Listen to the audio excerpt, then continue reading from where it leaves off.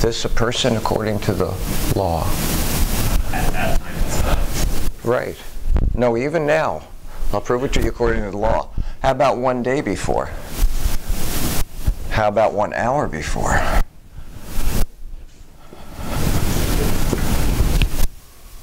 This is still the regulating definition of a person. And we have a new definition I'll get to at the end of the lecture. But this is the definition, because this was decided in 1973, and there's been no successful challenge to personhood. And as long as you have to be a newborn, according to the way the law made that decision, if you're not a newborn, if you're in waiting, at any stage before you pop out of the oven, legally, we call it your ontological status. The status of your being is that you're not a person yet. And we look at that and say, that's ridiculous. I mean, when a woman's dilating, you can see the head coming, you can see, you know, it's not a mystery. But the law says until it pops out of the oven, it must be born in order to be a person. And if you have personhood, you have how much moral standing? Full moral standing. Now, the fetus doesn't lack moral standing, it just doesn't have full moral standing. And that's the law.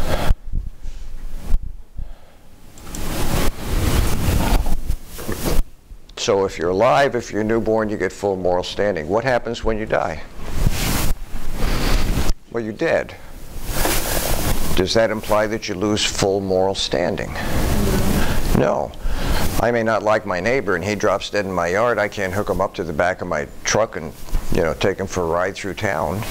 You can't carve up a cadaver, someone who's dead, unless you have your license. And on the back of your license it says you can donate my body to science and use my organs for the preservation of other life, and then this becomes a legal thing. But if you don't have this checked and they do that, that's a desecration of a corpse. That's it's a crime. So even the dead have moral standing. We need to understand that, because people write the law. People have moral standing. When you're alive, you have full moral standing. When you're dead, you lack full moral standing. Well, what does it mean to be dead? Real important. People get this wrong every semester. There's two definitions, legal definitions. The law decides for us legal definitions of death. The first and most accepted worldwide is cardiorespiratory failure. Your heart stops and your lungs quit and you're dead. Out in the middle of the Gobi Desert, you're dead. Or in New York City, they're not going to get an ambulance to you in time unless someone's there and knows how to resuscitate you and has an AED machine. So cardiorespiratory failure is the most accepted traditional worldwide definition. It's a cessation or stoppage of all heart and lung functions. There's only one other one, and this is the difficult one to get right. This is called whole brain oriented death. The only other legal definition of death. So let's just assume for a minute that that's your brain. It's not a peanut, but I don't draw real well. And you only have one part, or one brain, but let's just say you have two parts. You have a higher part and a core part. Your higher part is where your rational thinking occurs, and down here is where your vitals work. For instance, what's your blood pressure right now? What's your respiration rate? How many times have you blinked since you came to class? How can you not? Who's regulating your life? How are your vitals being maintained? Because your core brain does that for you. Now you can affect it, you can slow your heart rate down, you can slow your breathing down, but it functions without your higher brain capacity. So I happen to be in Michigan and a young kid is driving across Mackinac Bridge, first fatality on the bridge. He's in a little Yugo eco car, economy car, and we have 50, 60 mile an hour, and he literally gets blown off the bridge. About 200-foot drop. You hit water at that speed, it's like going through concrete. And he goes into a persistent vegetative state by the time they get him out. And I happen to be asked to go up to the hospital, and the family's in there, and the boy's just in bed. And they have some other family people and friends that come in. And then Dr. John Salufo comes in. John is probably the best neurologist I've ever met, and his bedside manner sucks. He walks in and he says, "Who are you? Get out. Who are you? You get out. Who are you? You can stay. You can stay. You get out." And I'm just standing there thinking, wow, John, kid's just been in a fatal accident, we think. And then John goes up to the family and he says, I'm going to give you 72 hours to make peace with the fact that your son is dead, and then I'm going to disconnect him because I need the bed for someone who's alive. Bam, yeah, no bedside manner at all. But he's following Michigan law. And the mother looks at him and says, how do you know he's dead? And he says, wait a minute.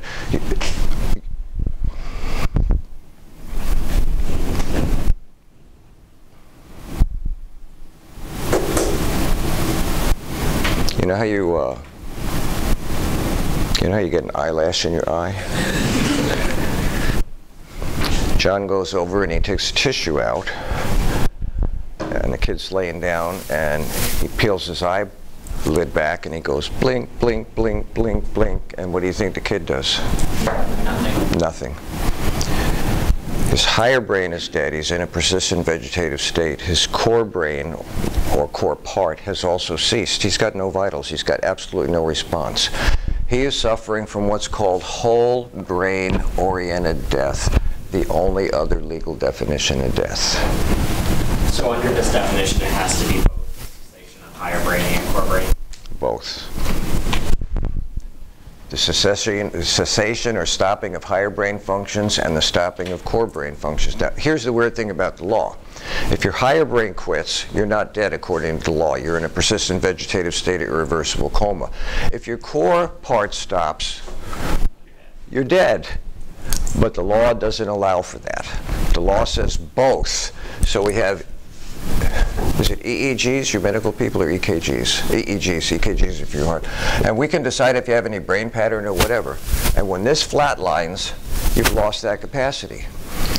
But this, if it's still functioning, keeps you alive. Even if we're intubating you, even if we had to defibrillate you, whatever we're doing, as long as we're assisting so we can prove that the core is still functioning, you're not dead legally.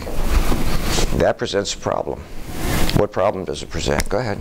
I was just going to say, is that like a master-slave situation where if the slave dies, master still works, or if the master dies and both master and slave? Like, I'm thinking of it, trying to wrap my head around it, because if your core dies, then that's it, right?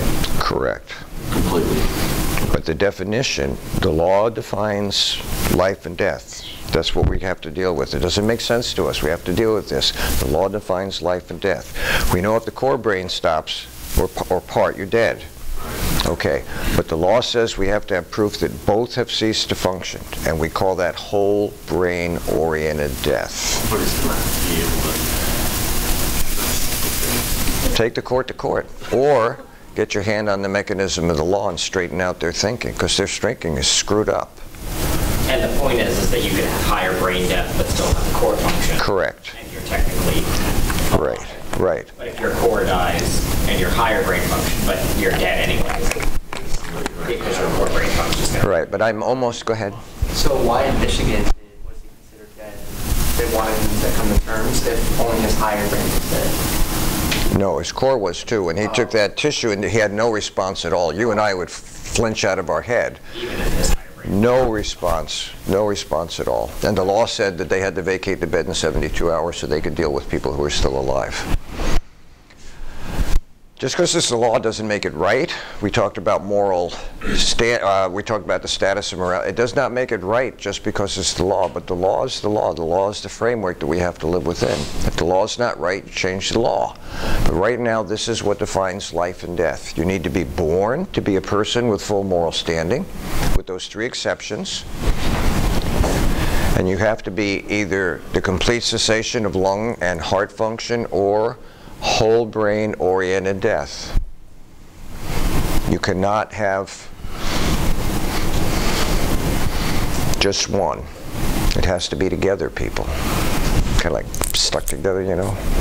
Has to be stuck together. Any questions about that? So you'll also notice in the notes it says higher brain death is not a legal definition. That's why we have words like persistent vegetative state and irreversible coma. Now, when we get into the moral arguments, like abortion, there was some attempt at some time. Yes? I just have a question. If your core brain is like controls your vitals, what does your higher brain control? It does your rationality, your thinking, your ability to perceive and put information together. Yeah, and we don't know, you know, when people go into persistent vegetative states, there's an assumption that there's nothing going on. We measure the activity. I mean, we make a lot of assumptions. And then people come back. They come out of these. It's like, well, then it wasn't lost. Maybe it just went into hibernation. We've discovered now, I think we can do this. We put people in, not a deep freeze like cryogenics where you freeze them, but we lower people's body temperature. And it can be for a sustained period of time. And then I think there's a slow warming, and maybe there's some chemicals in. No loss of brain function or anything. It's just really odd that we're learning there's a lot more to life out there than we think we know. And we're discovering things. So as we do, you would think there needs to be an adjustment to the law, because people aren't living according to the law in that regard. Go ahead. The loss of higher brain function means that you lose your self-awareness. Then doesn't that make them not a person anymore? It does, in a sense, but you still are a person because you're not dead. As long as you're not dead, you have full moral standing. The definition of being a person is you have to be self-aware and self-conscious. If you're not self-aware or self-conscious. You're perfectly right. As far as we know, they're not self-aware, self-conscious, and rational, but maybe they are in a kind of a deeper state. And they're not dead. So now you have, that's a great question. So now you have a conflict of two laws. You have a personhood law, and then you have a death law. And they don't seem to fit together under those conditions. Absolutely right. But the law will say until you're whole brain oriented death, you're still a person with full moral standing. And I owe you, remember we talked about moral standing, we owe you life. The state preserves life. Now someone could make that argument in court and say, well, wait a minute, I thought the definition of a person was, and the court would say, yeah, but the definition of death is, and now there's a decision that has to be made. That's a great question. I was going to say, maybe if there wasn't cases of people waking up from comas, and then we would probably, law would be changed. Could be, and look, science knows it doesn't know everything. So there's, and I assume the court knows that too. So there's a gap in there in what we know, and we're kind of reluctant to make decisions to end life when we know there's no more chance of life. And look, we've had people with spontaneous remission. Who was the bike rider, the champion bike rider that was doping himself? Lance Armstrong, yeah, I thought about Neil and I knew that was wrong right away. And he's a young man and he develops testicular cancer. Well, your lymphatic system goes from your groin to your brain. It's like a sewer system.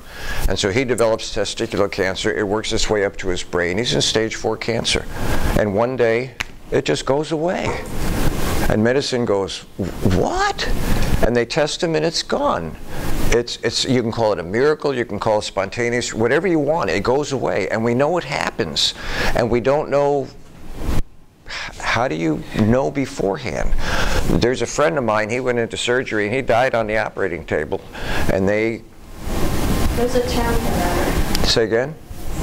I know there's like a medical term for things like that, like where they can't explain it, but I'm not sure. He dies, and about 30, 40 minutes later, they're ready to put him in the cooler, you know, in the morgue. And he's prepped laying there, and, you know, there's some attendants there, of course. And he wakes up. And the attendants looked at him, besides getting kind of freaky, like, oh, this is freaky. They called the doctor right away, and the doctor came, and the doctor, first thing he did is he put his finger on him. He goes, wow, you're still warm. See, when you die, that heat leaves. It's called rigor mortis. You're like a stone. And he still had heat, and the doctor